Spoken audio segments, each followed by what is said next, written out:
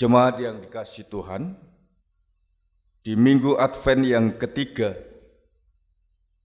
atau yang kita kenal Minggu Gaudete, Minggu Sukacita, bacaan leksionari, bacaan pertama Yesaya 61 ayat 1 sampai 4, 8 sampai 11, kemudian tanggapan Mazmur 126, bacaan kedua 1 Tesalonika 5 ayatnya 16 sampai 24. Dan bacaan Injil terambil dalam Yohanes 1 ayatnya 6 sampai 8, 19 sampai 28. Dan khotbah saya pagi ini secara khusus berfokus pada bacaan Injil. Mari kita bersama-sama simak Yohanes 1 ayat 6 sampai 8, kemudian 19 sampai 28. Datanglah seorang yang diutus Allah, namanya Yohanes. Ia datang sebagai saksi untuk memberi kesaksian tentang terang itu, supaya oleh dia semua orang menjadi percaya. Ia bukan terang itu, tetapi ia harus memberi kesaksian tentang terang itu. Dilanjutkan ayat 19 sampai 28. Kesaksian Yohanes tentang dirinya sendiri. Dan inilah kesaksian Yohanes ketika orang Yahudi dari Yerusalem mengutus beberapa imam dan orang-orang Lewi kepadanya untuk menanyakan dia, "Siapakah engkau?" Ia mengaku dan tidak berdusta, katanya, "Aku bukan Mesias." Lalu mereka bertanya kepadanya, "Kalau begitu, siapakah engkau? Elia?" Dan ia menjawab, "Bukan." "Engkaukah nabi yang akan datang?" Dan ia menjawab, "Bukan." Maka kata mereka kepadanya, "Siapakah engkau? Sebab kami harus memberi jawab kepada mereka yang mengutus kami. Apakah katamu tentang dirimu sendiri?" Jawabnya, "Akulah suara orang yang berseru-seru di padang gurun, luruskanlah jalan Tuhan, seperti yang telah dikatakan Nabi Yesaya." Dan di antara orang-orang yang diutus itu ada beberapa orang Farisi.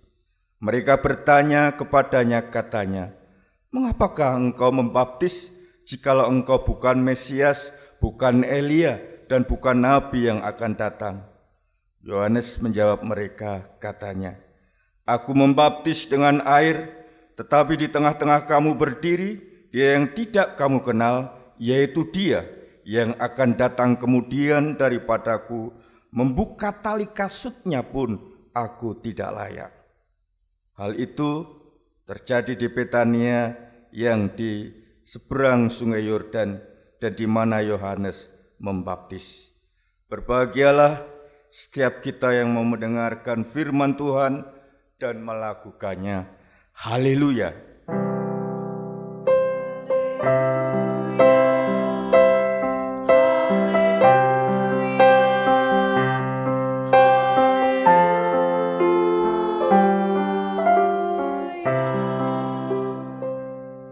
Selamat pagi jemaat yang dikasihi Tuhan.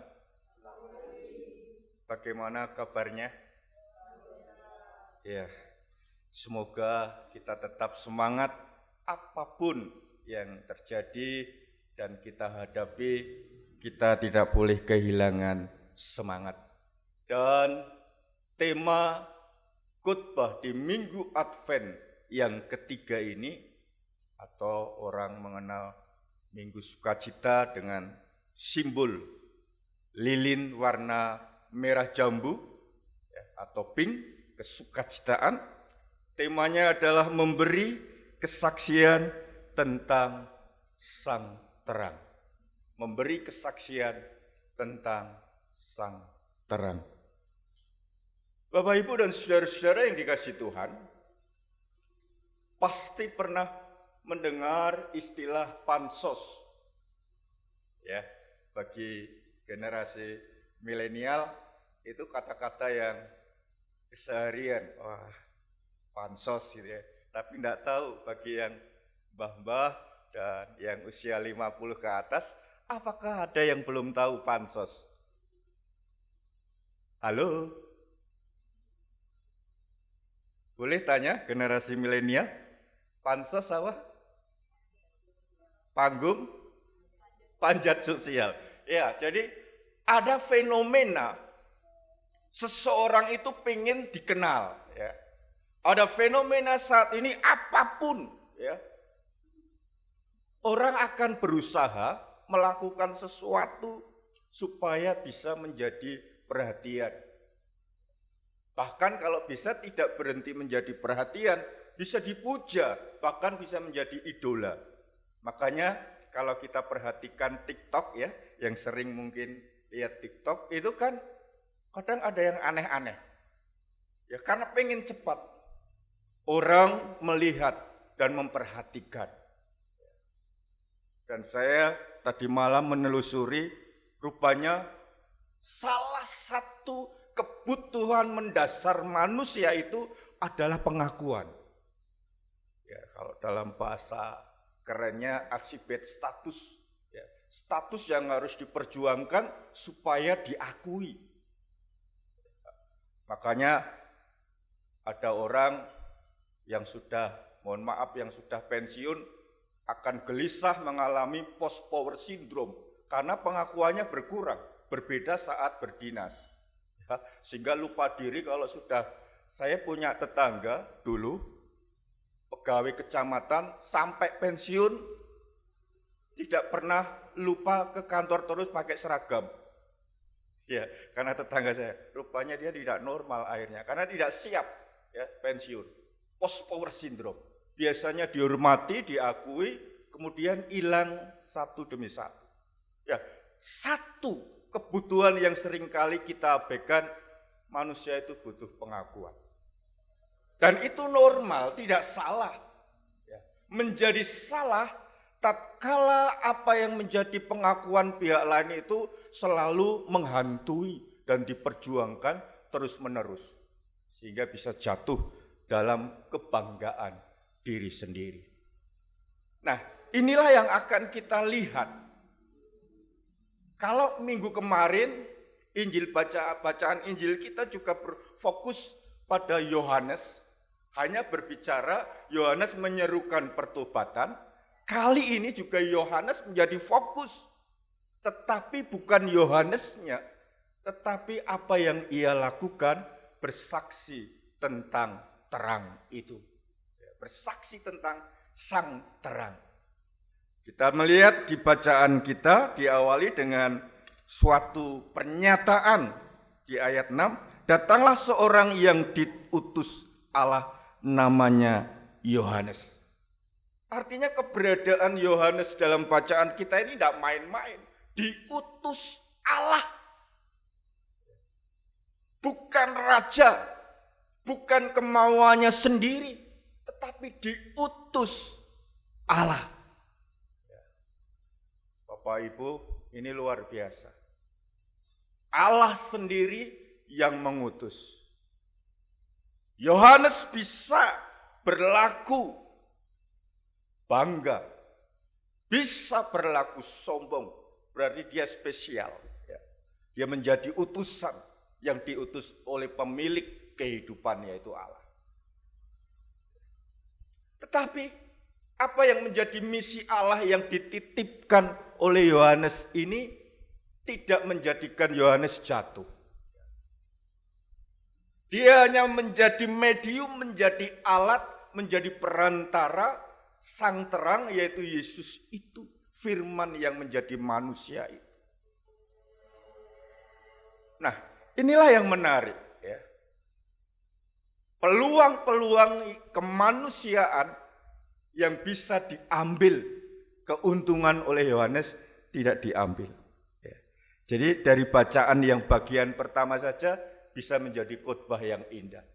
Ya. Betapa luar biasanya Yohanes. Ya. Dia diutus oleh Allah, artinya tidak main-main dia. dan tidak menjadikan dia lupa diri. Nah, Bapak Ibu dan saudara-saudara yang dikasihi oleh Tuhan, kalau kita perhatikan selanjutnya di bagian kedua ayat 19 sampai 28, saya mencatat bahwa bagian inilah yang nanti kita bawa pulang. Kalau dalam bingkai, saya akan membingkai bahwa kebesaran Yohanes ini bukan karena melakukan kesembuhan, bukan karena kepandaiannya, bukan karena kehebatannya, bukan karena diutus Allah, bukan. Kehebatan Yohanes di sini justru saya mencatat di sini karena kerendahan hatinya. Ini luar biasa. Jadi kehebatan Yohanes nampak di ayat 19, tatkala orang-orang itu datang menanyakan siapa dirinya, baik orang Farisi, orang-orang Yahudi dan orang-orang yang bersama waktu itu bertanya, apakah saudara Elia, apakah saudara Mesias atau Nabi yang akan datang? Mungkin kalau dia mau pansos bisa menjawab salah satunya, tapi dia bukan. Ada kerendahan hati dan ada kejujuran. Ini menarik. Di tengah-tengah orang sibuk pansos, orang sibuk pengakuan dirinya harus ditonjolkan, ini cerminan bagi orang-orang pada waktu itu mungkin. Ya. Dan sesuai konteks sekarang juga pas. Yohanes dengan jujur katakan bukan. Bahkan puncaknya tatkala dia mengatakan membuka tali kasutnya pun aku tidak layak. Tatkala dia berbicara tentang yang ditanyakan oleh orang-orang itu yaitu sang terang. Siapa? Mesias, Yesus itu sendiri. Jadi konteks ini karena berbenturan dengan orang Israel yang pada waktu itu mengharapkan kedatangan Mesias itu sudah memuncak. Nah ini kan kalau bisa dimanfaatkan bisa, tetapi Yohanes tidak. Dan Yohanes berbicara jujur.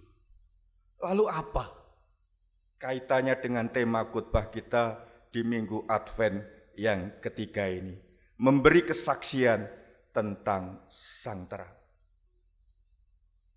Yohanes sadar betul siapa dirinya. Ia hanya alat untuk memberitakan. Ia hanya alat untuk menghadirkan Sang Terang itu. Supaya orang-orang yang mendengar kemudian percaya kepada pemberitaannya.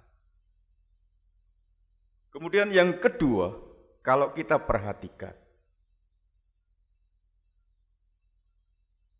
di Minggu Advent yang ketiga, Minggu Gaudete, Minggu Sukacita, kontradiksi dengan keadaan sekarang, betul? Bagaimana kita akan sukacita? Pandemik bukannya selesai, tetapi kita melihat di mana-mana pandemi COVID-19 semakin ganas. Dampaknya tidak hanya berbicara masalah ekonomi, tidak hanya berbicara masalah keluarga, tetapi semua lini kehidupan kena dampak. Bagaimana Pak Slamet bisa sukacita? Nah, ini yang perlu kita pahami. Jadi, dalam pemberitaan Sang Terang itu, sebetulnya Yohanes hendak juga menekankan tatkala orang-orang Israel itu berharap datangnya Mesias, Yohanes hendak mengatakan bahwa harapan itu ada. Harapan itu tidak hilang. Jadi harapan itu masih terpelihara. Sehingga minggu ketiga atau Advent ketiga, Minggu Sukacita itu bukan sukacita dalam arti ukuran dunia, lahiriah, tetapi tetap ada harapan kedatangan Sang Mesias itu tidak hilang meskipun situasinya tidak mendukung.